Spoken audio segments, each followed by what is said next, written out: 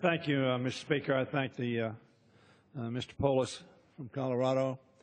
I rise in opposition to this rule.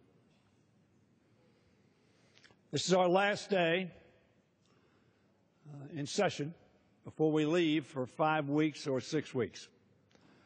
We then will have 13 days before the end of the fiscal year.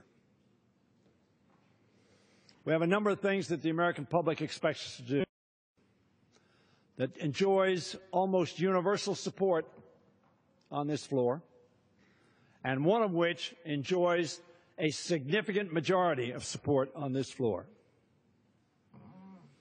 Mr. Speaker, let me quote the Speaker of this House, John Boehner.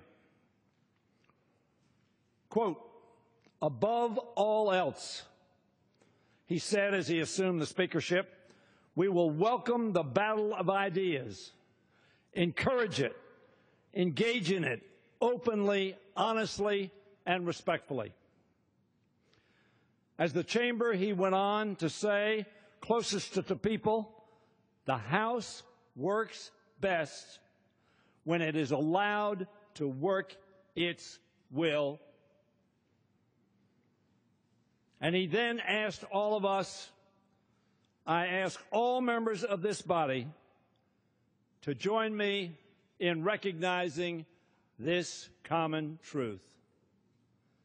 Al Gore, the former Vice President of the United States, would observe, however, that seems to be an inconvenient truth. It is an inconvenient truth because the chairman of the Financial Services Committee, representing the minority of this House, is opposed to the Export-Import Bank.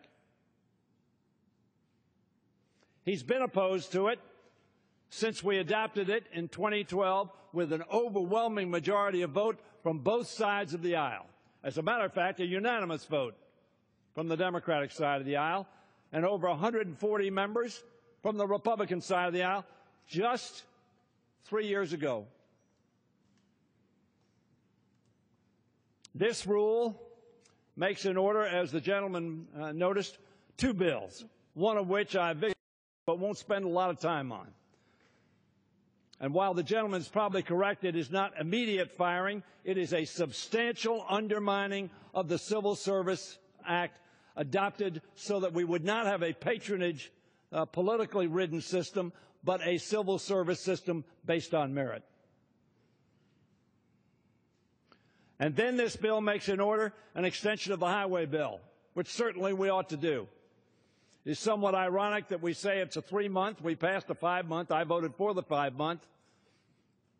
Everybody ought to know that we fund it for 5 months, of course.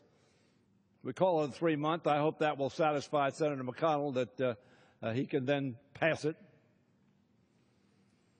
And then we provide $3.4 billion or $3.3 billion so that we will make sure our veterans' hospitals and medical care stays in operation. Both of those could have been passed on this House floor by unanimous consent. I thank the gentleman. But we now leave for another month the Export-Import Bank, which is responsible for the creation and retaining of jobs in America. We all talk about jobs in America. But the Speaker has said again, as I quote him, the failure to pass this bill is losing jobs right now. And yet my Republican friends, in tipping their hat to the chairman of the Financial Services Committee, says we're not going to consider that, as they did last month in July. I know we haven't gotten out of July yet, but we'll go through August, and then we'll go through September. Now, Mr. Fincher tells me he thinks that bill will be brought to the floor in some form or another in September.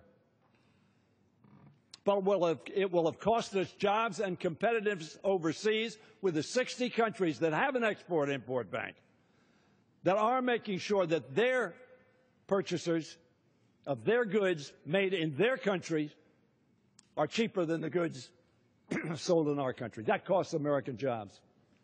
We ought to reject this rule.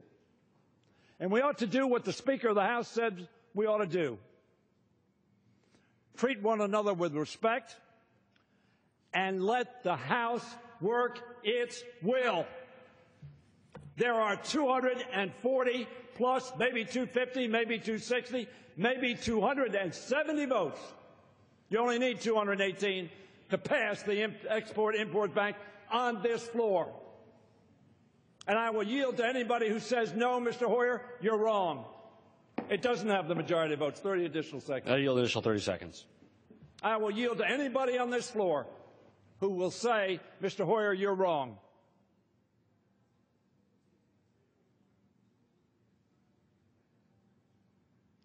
Apparently, there is nobody on the floor who's going to suggest that the will of this House, as represented by a majority that would vote on this bill, would not be for extending the Export-Import Bank, saving American jobs, making sure that America is competitive in the international markets. My colleagues, reject this rule. Exercise our responsibility to the American people and to American workers. And let's pass the Export-Import Bank today, before we go home. I yield back the balance of my time. The time of the gentleman from Maryland has